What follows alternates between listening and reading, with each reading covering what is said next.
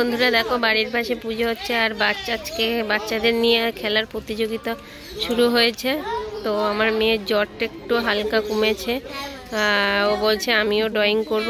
ও যেহেতু ড্রয়িং শেখে না কোথাও, তো সবাই বসতে দেখে ও বসে পড়েছে ড্রয়িং করতে। এই দেখো এই যে ওর বন্ধু শ্রুতি, ওই যে দিদি দিদি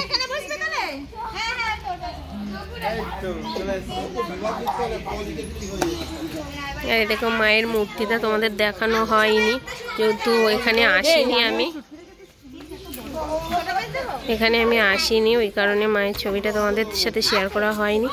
যেহেতু মেয়ের শরীর খারাপ ছিল ওই অবস্থায়, তো ওই কারণে আসা হয়নি। মেয়ে আসতে পারছে না, আমি কি করে আসবো বলো। দেখো আমার মেয়ে বসে গেছে, এই যে আমার মেয়ে, এই যে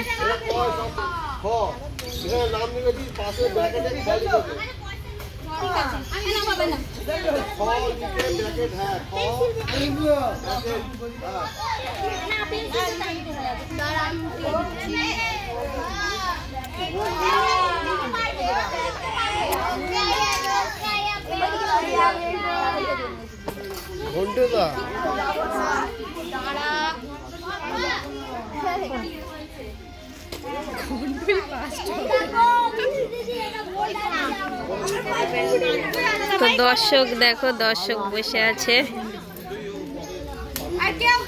আর যে আমার কর্তামশাই বিচারক।